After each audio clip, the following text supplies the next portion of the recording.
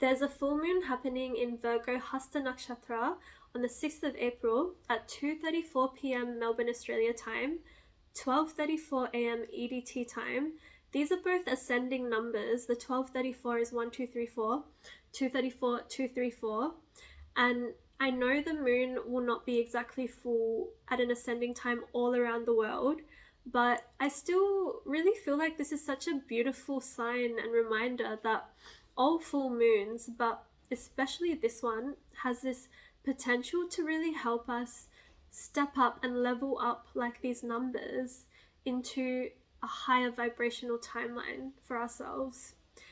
A full moon is a time when the moon is at its brightest and its light is illuminating to us things that have been hidden, things that maybe we have even hidden and suppressed from ourselves that really do need to be brought to light to reflect on, things that need to change, be released, things that are no longer serving our highest good, people, situations, circumstances, negative behavior patterns, habits, belief systems, especially emotions that we need to feel and face, and wounds and traumas that we may have suppressed that need to be acknowledged.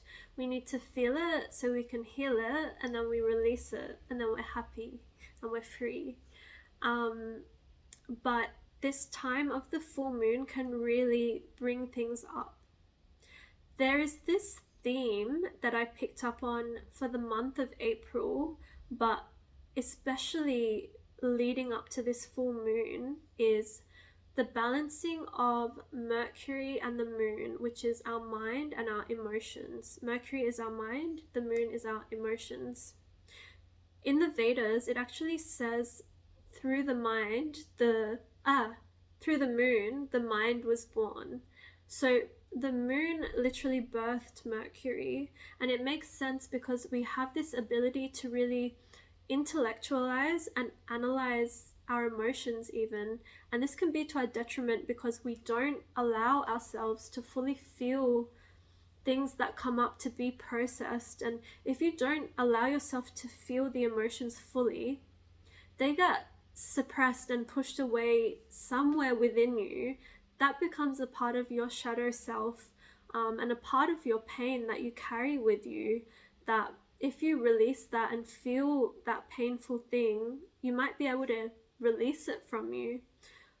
Not fully release that memory of this traumatic thing that happened, but release a lot of the pain and heaviness attached to it.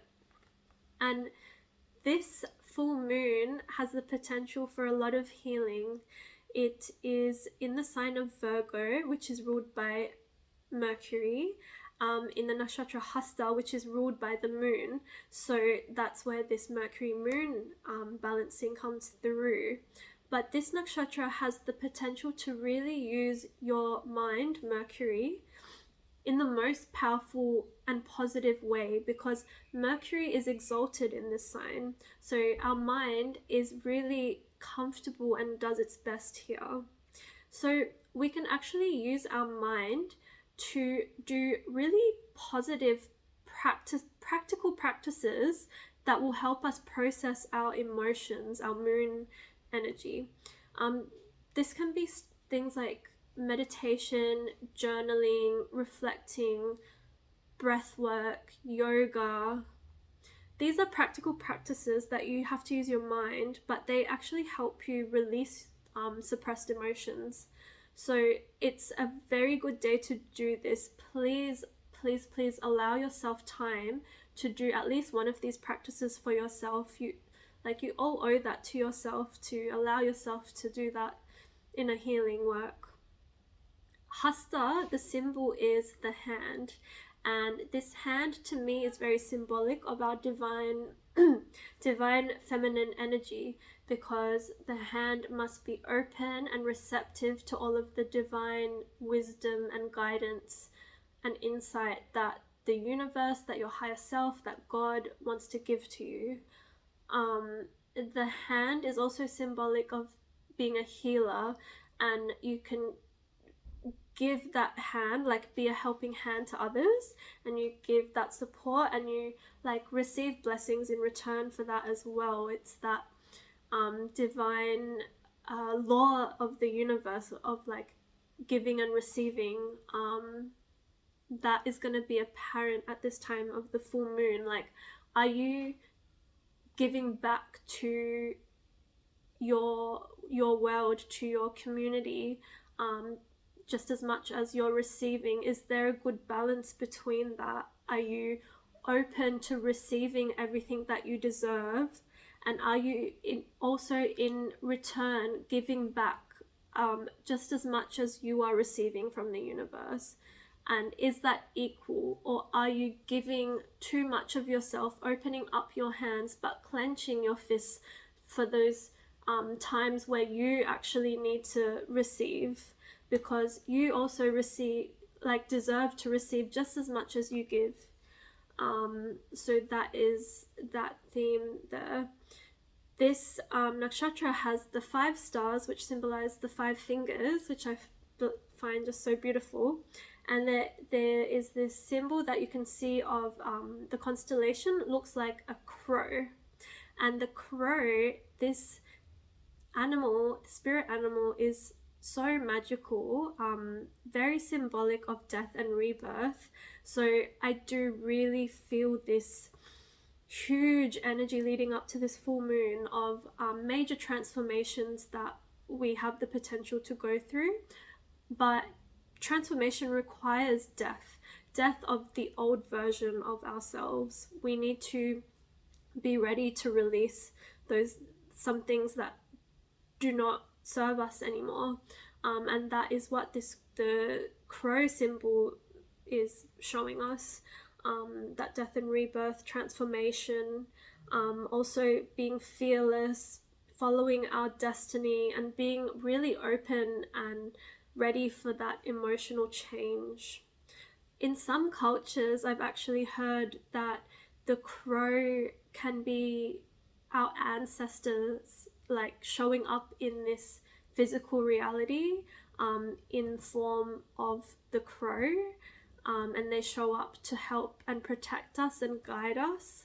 And I do have some belief in that, and a lot of cultures really believe that crows are messengers from the spiritual realm, which is very similar to this ancestral belief.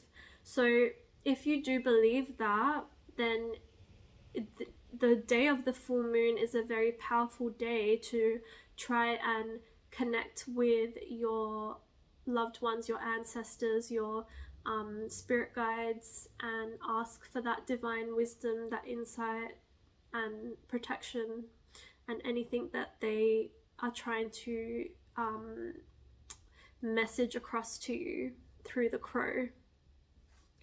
There is the deity Savitar, he is the sun god, and it's just this beautiful energy from the sun, which is this creative, transformational energy. And it's also with the symbol of the hand, it's just like this, the hands are able to create, you create with your hands, you do so much with your hands, and it's just symbolic of being able to manifest and bring down into this physical realm the things that you actually dream and plan of doing for yourself.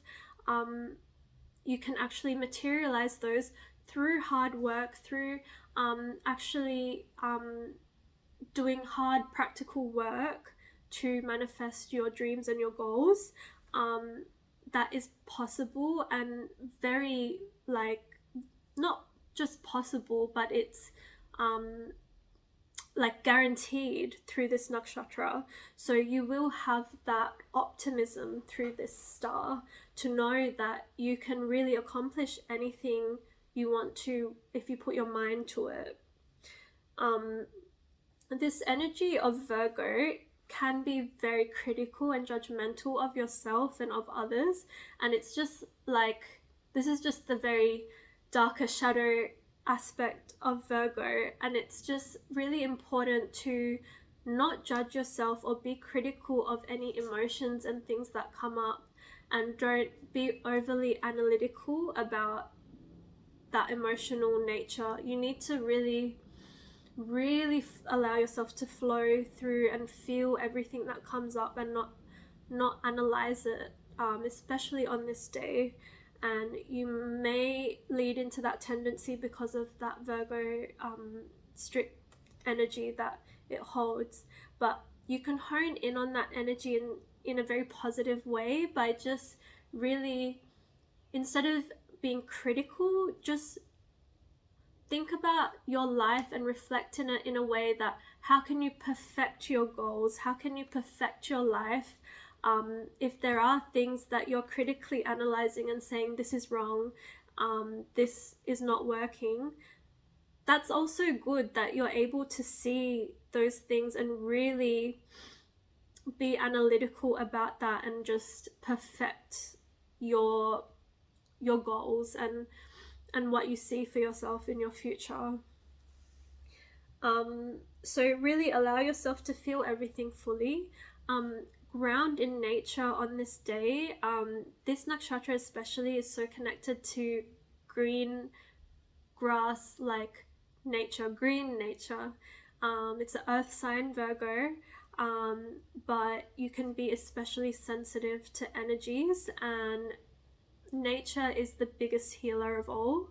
So ground, and also think about how you can incorporate more nature into your life, more herbal healing as well, like what you eat, what you drink, what you allow into your body, detoxing.